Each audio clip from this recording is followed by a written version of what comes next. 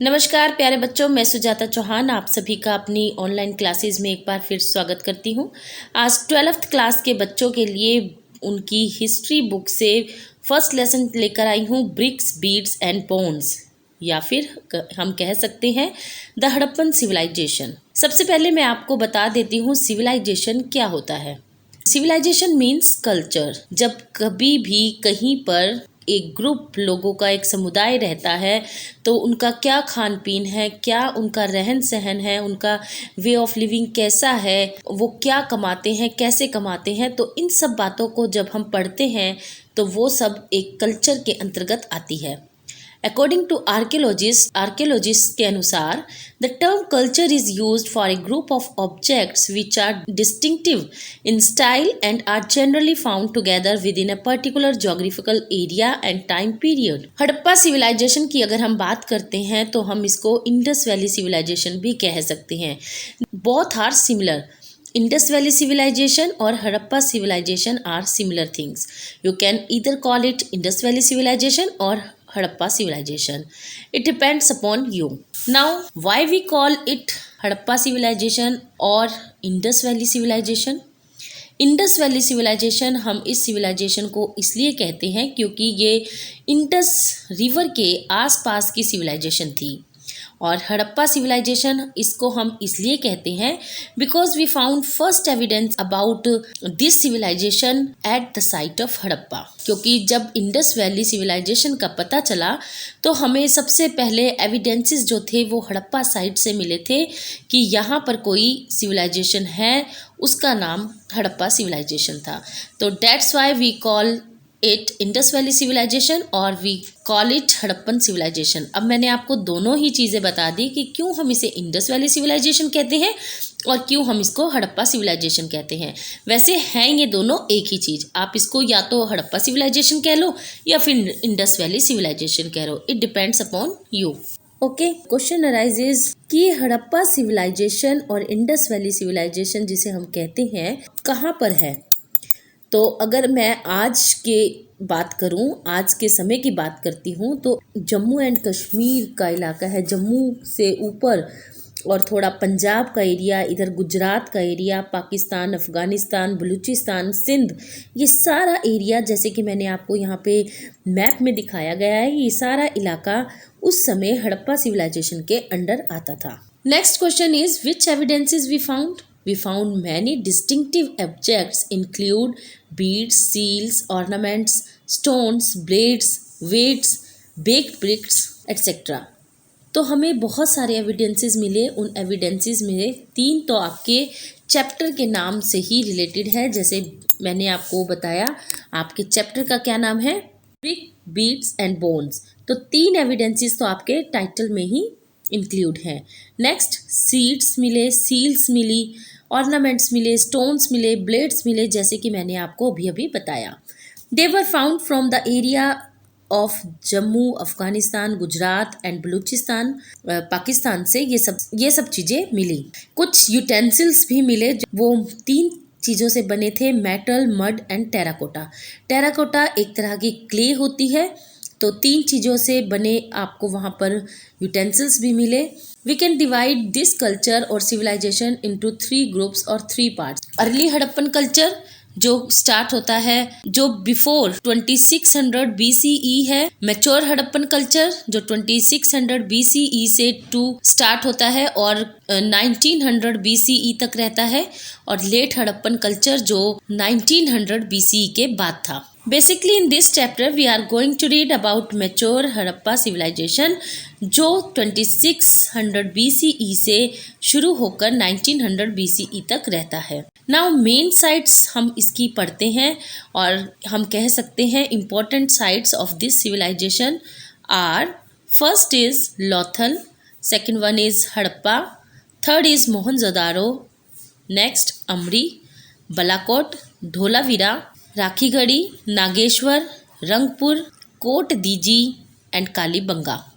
तो these are famous sites और we call important sites of this Harappan civilisation. और आपको मैप वर्क में ये ज़रूर करनी है।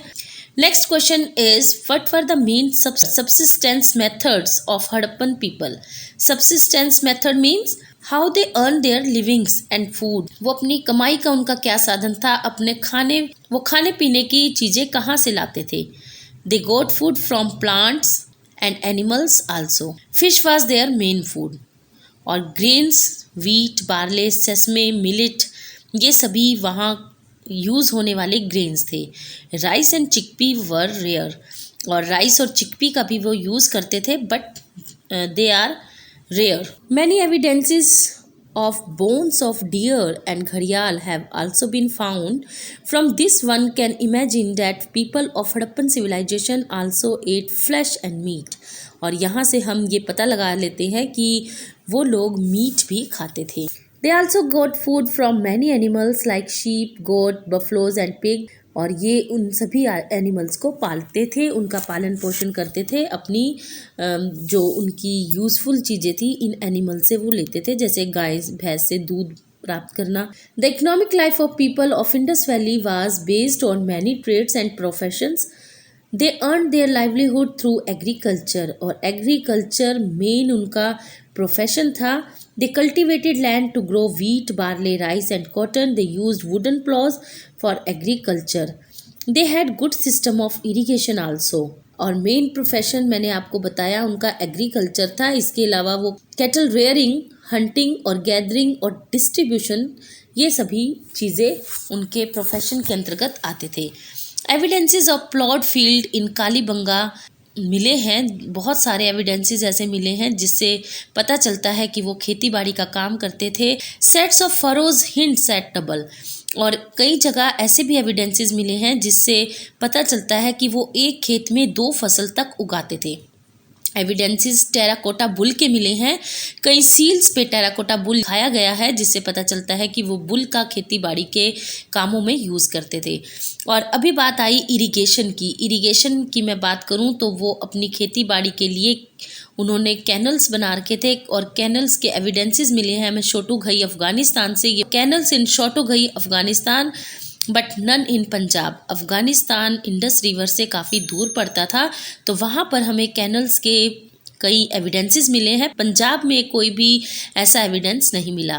रिजर्वियर्स इन धौलावीरा. और धौलावीरा में रिजर्वियर्स का हमें बहुत सारे एविडेंसेस मिले हैं. रिजर्वियर मीन्स पानी, बारिश का पानी इकट्ठा करके वो यूज़ करते थे अपनी इरिगेशन के लिए, खेती बाड़ी के लिए.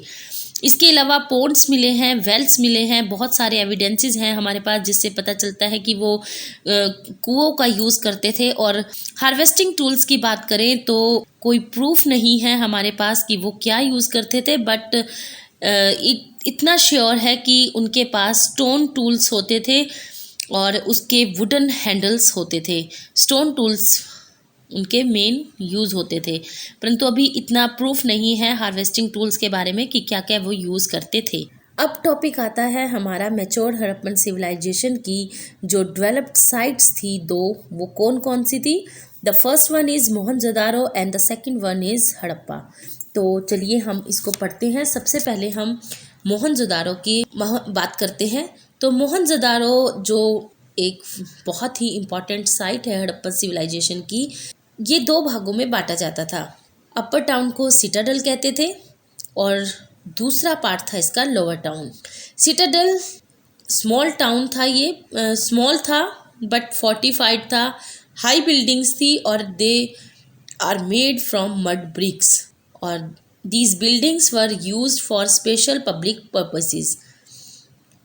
और बहुत सारे इसमें जो बड़े बड़े जो भी हमें एविडेंसेस मिली हैं, वेयर हाउस की, great bath, the great bath और ग्रेनरीज, ये सभी सिटाडेल में ही मिली हैं. इसके बाद बात करते हैं लोअर टाउन की. In this portion small walls थी. कॉमन पीपल प्लेटफॉर्म फाउंडेशंस पर रहते थे. उनके घर प्लेटफॉर्म फाउंडेशन पर बने होते थे. और लार्ज था ये सिटाडेल से, बट लोअर था, नीचाई की तरफ था. और सिटाडेल अपर टाउन था, थोड़ा ऊंचे की तरफ बना हुआ था. तो इस तरह से 2 भागों में मोहनजोदारो को बांटा गया था.